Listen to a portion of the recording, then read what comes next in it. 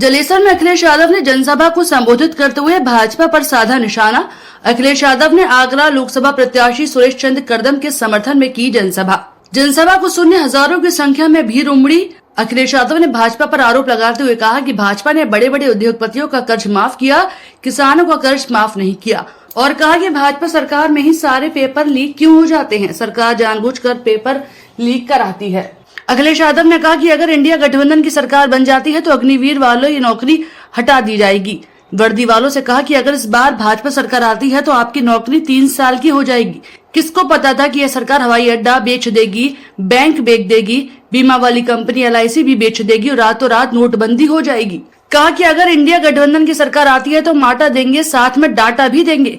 इस मौके पर आगरा लोकसभा प्रत्याशी सुरेश चंद्र कदम, पूर्व केंद्रीय मंत्री सांसद रामजी लाल सुमन, पूर्व विधायक रंजीत सुमन, कांग्रेस पार्टी के जिला सचिव नौशाद अली, राकेश यादव, प्रभात यादव, तमाम नेतागण मौजूद रहे।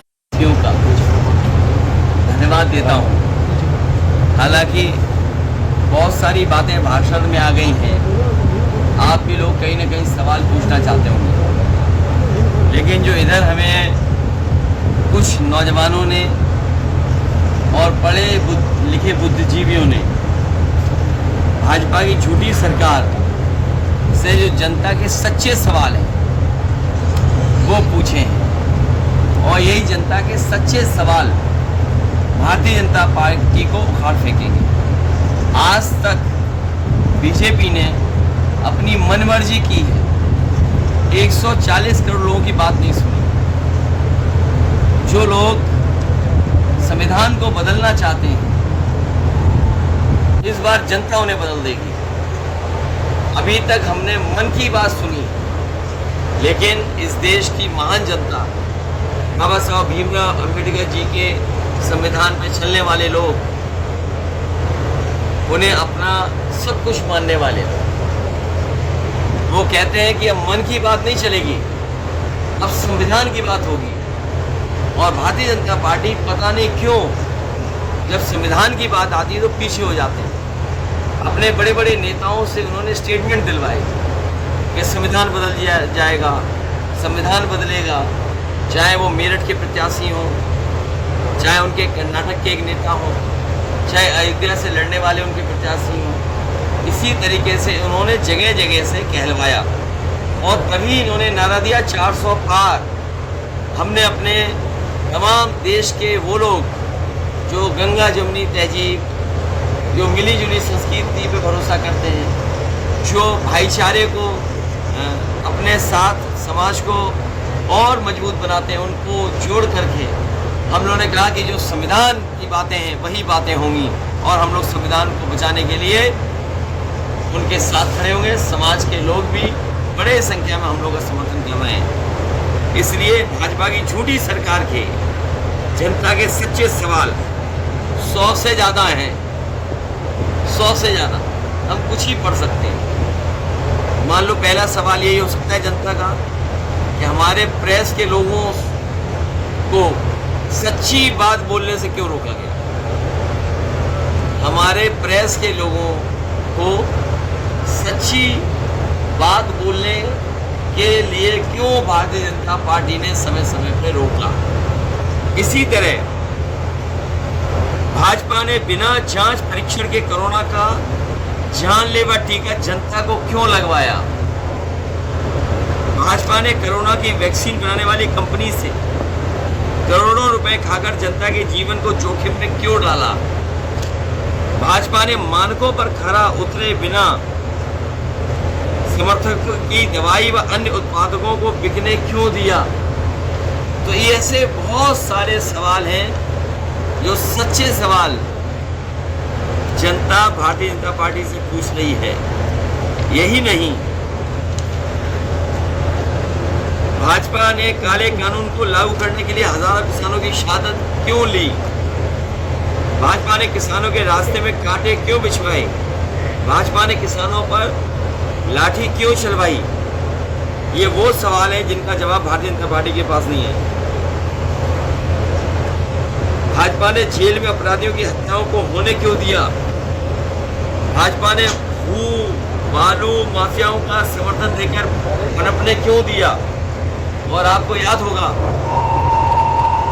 मध्य प्रदेश का एक नौजवान यहाँ पर अग्निवीर की भर्ती देखने आया था और यहाँ की पुलिस ने उसको बस से उतार करके उसका एनकाउंटर कर दिया।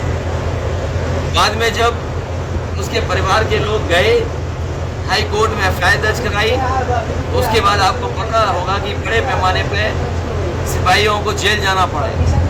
सवाल कांस्टेबल और सिपाहियों का नहीं है, सवाल है नियत सरकार की क्या रही है, बड़े अधिकारियों के खिलाफ क्यों कार्रवाई नहीं की। अगर उस गुर्जर परिवार की किसी ने मदद की थी, उसकी माँ को बुला करके मैंने पूरी कहानी सुनी थी। माँ ने बताया कि जब पुलिस ने गोली मार दी और पुलिस को लगा कि गलत व्यक्ति के गोली मार दी, तो परिवार के लोगों को बिना बताए वो यहाँ अस्पतालों में इलाज कराते रहे। अगर सही तरीके से इलाज हुआ होता तो उसकी जान नहीं जाती। सरकार ने मदद नहीं की। उस परिवार की मदद हमने 5 लाख रुपए देकर के मदद की थी। वो गुर्जर समाज का बेटा था, वो यूपी में अग्निवीर भर्ती के लिए आया था, मध्य प्रदेश का रहने वाला था। तो जो ऐसी सरकार है, उसकी माँ सवाल सरकार से पूछ रही है कि आखिरकार मेरे बेटे को गोली क्यों मारी, और अगर गोली लग गई थी तो घर परिवार को, ये लोगों को बुला करके अच्छा इलाज क्यों नहीं कराया। भाजपा ने सीसीटीवी कैमरे के सामने चंडीगढ़ मेयर चुनाव में धांधली होने क्यों दी। भाजपा ने सूरत और इंदौर में चुनाव जीतने के लिए नाजायज रास्ता क्यों अपनाया, अभी एक जगह और जीत लिया। भाजपा ने सरकारी एजेंसियों को अपने एजेंट के रूप में विपक्ष और विरोधियों के खिलाफ इस्तेमाल क्यों किया। भाजपा ने विपक्ष को बदनाम करने के लिए झूठे खबरें फैलाने क्यों दी। जिसका दाना उसका गाना। भाजपा ने जब अपने पिछले वादों को जुमला कहकर जनता को धोखा दिया, तो अब गारंटी के नाम से नए झूठे वादे क्यों किए। और बीजेपी की हर बात झूठी निकली, उनके झूठे वादे निकले।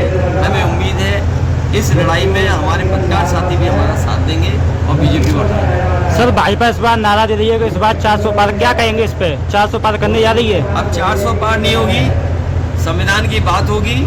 ये संविधान बदलना चाहते हैं, जनता इन्हें बदल देगी।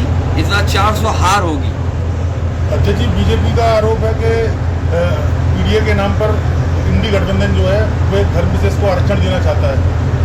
ये हमारे भारतीय जनता पार्टी के नेताओं से अच्छा झूठ कोई नहीं बोल सकता। हम लोग बाबा साहब भीमराव अम्बेडकर जी के संविधान की बात कर रहे हैं। हम सबको नौकरी दे देंगे, रोजगार दे देंगे। अध्यक्ष जी, क्या लगता है कि आने वाले लोकसभा चुनाव में इंडिया गठबंधन कितनी सीटें जीत सकता है? एक के अलावा एक में लड़ाई है, बाकी सब सीटें इंडिया गठबंधन जीतना है।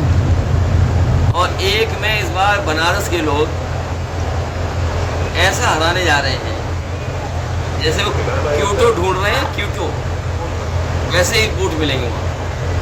अच्छा जी, अगर इंडिया गठबंधन सत्ता में आता है तो आपका प्रधानमंत्री पद के लिए कौन दावेदार रहेगा आपका? वैसे आपके मन की भी पूछ लेंगे हम। नहीं, अगर मन की नहीं बताओगे तो हम लोग आपस में बैठ सकते हैं।